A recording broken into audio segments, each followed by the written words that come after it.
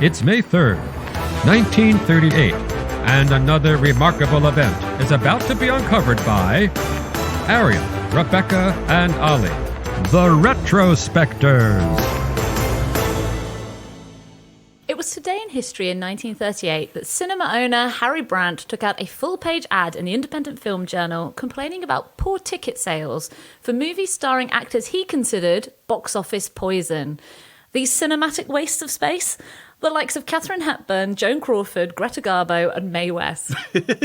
I mean, it is astonishing when you list them like that it's just the most obvious nonsense. Harry Brandt was trying to basically account for the fact that box office sales were dropping off massively, and while many people's approach was, well, let's try and get people back to the theatres, here was a bit of finger-pointing. He and the group for which he was speaking were trying to attribute the decline in sales to these overpaid stars. Yeah, and the intended audience they were trying to reach was the Hollywood machine, right? The producers and the executive producers and the studio bosses, which is possibly why they don't actually directly point the finger at them. Like, you know, this is in the Hollywood Reporter, yeah, in a red-bordered ad titled Wake Up. It's an industry rag. It's saying to the studio heads, look, guys, stop making films with these stars that you've got contracted for high salaries. You know, we're not getting bums on seats because you're employing the wrong talent. Whereas actually, you know, as we've indicated, there's nothing wrong with Katharine Hepburn. There's nothing wrong with Mae West. It's that possibly it was the very studio heads themselves commissioning the wrong ideas. It was the scriptwriters making films that were, you know, too plotty, not fun enough. Yeah, I mean, 1938, in fairness, had been a pretty grim year for American cinema, which is ironic because 1939 would be considered a legendary year. There were lots of factors. The Depression had only just started to lift, so people didn't have as much money to spend. There was the political turmoil going on across Europe, which was interfering with overseas box office. I mean, the best performing movie of the year to date, so, you know, we're in May, had been Test Pilot, which is a Clark Gable vehicle that's now totally forgotten. You know, 1937 hadn't been great either. Snow White was by far the runaway success. Insert Mae West quote. The only picture to make real money was Snow White and the Seven Dwarfs, and that would have made twice as much if they'd had me play Snow White. It didn't help that by this point the movie industry was huge and churning out a volume of movies that now seems incredible. I mean, you look at what was coming out in 1938, it was, you know, quality big name fare like Jezebel, which was kind of a Gone with the Wind knockoff, but had Betty Davis in it, to, you know, really cheap stuff like Women in Prison, Child Bride, and Race Suicide. The reason that this was all a problem for cinema owners in particular was that at the time, studios owned most of the cinema chains. This would carry on until the late 40s. So at this time, if you were an independent theatre owner, and Harry Brandt was the head of the Independent Theatre Owners Association, you were forced to accept what was called block booking. So the studio would come to you and say, you have to show basically a package of our movies, and we won't tell you what they are, and you won't have the choice to say yes or no. And if you don't take them all, then you won't have any. So if you wanted the Test Pilots, you had to take the Child Brides and the Race Suicides.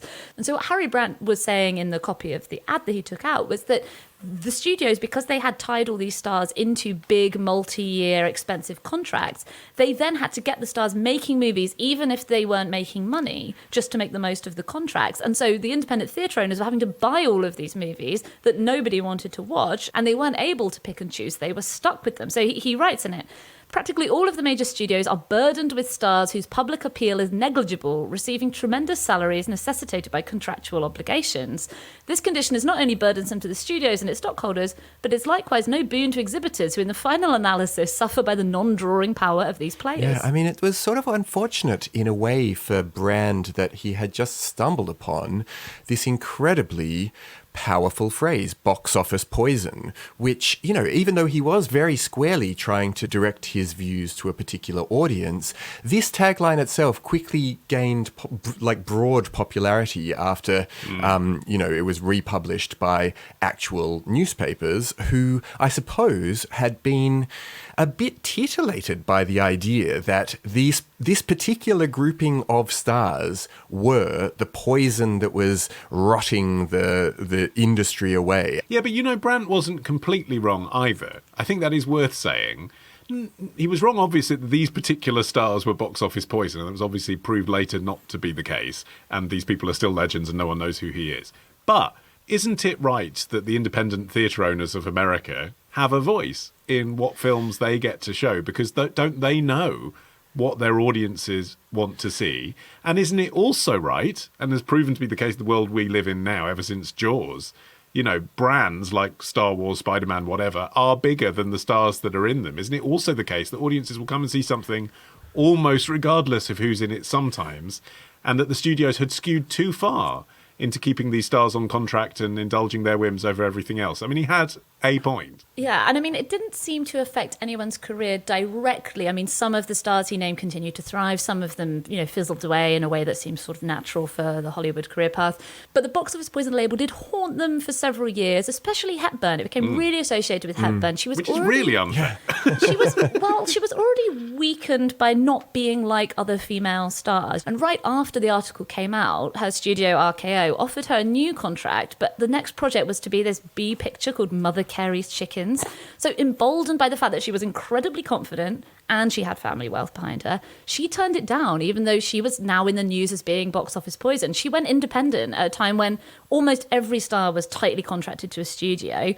She made a movie called Holiday, one of my favourite films of all time, but it didn't do very well. She made it for Columbia, and then her career was kind of in freefall. And at this point, she embarked on the most incredible comeback. She went to do a play on Broadway called The Philadelphia Story.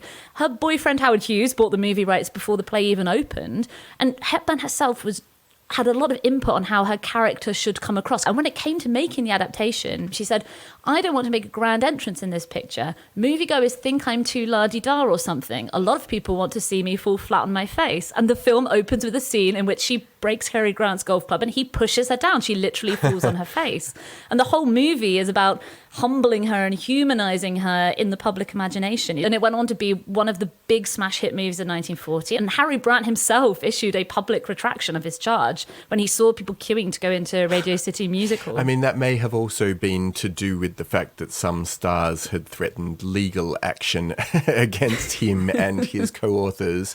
But, you know, it did have these ongoing ramifications. You know, some of the studios did try to use the advertisement as leverage to negotiate lower salaries for their stars. But the thing was that, you know, even though it had kind of lit this flame that kept burning around the country, most people kind of didn't agree with it. You know, the early entertainment columnist Luella Parsons wrote, "There's nothing the matter with any of these stars that a good picture won't cure." And I think that must have been everybody's feeling. It still is today. You know, even like stars who are going through a sort of like low moment, a sort of, I don't know, Eddie Murphy or Johnny Depp or whatever, you know that they are ripe for a comeback, like Quentin Tarantino bringing back John Travolta or whatever after years in the wilderness. And you kind of get the sense that even at the time, even for those stars on the list that weren't doing well, people knew that they could still have a career comeback just by making a good film as their next film.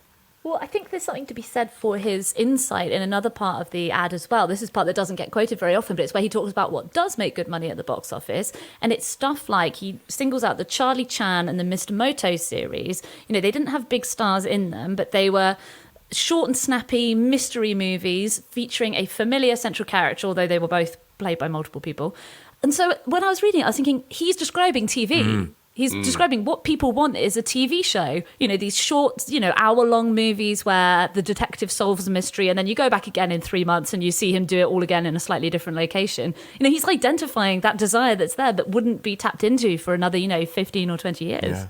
He also ends the letter with a phrase that isn't quoted either very often. Sound judgment and good business sense are valuable assets in an industry that is far from being an art. And I just thought, wow. Like in 1938, that obviously, he was obviously digging at Hollywood, but it was an acceptable dig. He knew that there'd be people running studios who would nod their heads and say, you're right, this is a business. Whereas now, even though Hollywood calls itself the business and, it's all about business meetings and the bottom line and how can we leverage this and that, the idea that anyone running a Hollywood studio would concede that it's not an art. Yeah. The whole thing is about blowing smoke up themselves and saying that it is an art, People still talk about like which celebrity is or isn't box office poison today. The kind of Shia LaBeoufs and their like Margot Robbie who just should be making hit picture after hit picture, but actually has recently at least had a series of bombs, and I saw her name attached to the idea of box office poison. People really do use it as a shorthand for either star that is past it and over, or star that is experiencing a moment of trouble in their career. It's interesting. I mean, is there anyone that would actually put you off from watching a film that you like the sound of? Like someone who was in it, you'd be like, oh no, it's not for me. Benedict Cumberbatch. Really? For me, it's The Rock. Yeah. That's a huge plus. Tomorrow. They'd already established themselves as publishers of cheap periodicals aimed at working class readers. Ditch the ads and get a Sunday episode when you join Club Retrospectors. Subscribe now on Apple Podcasts. Part of the Acast Creator Network.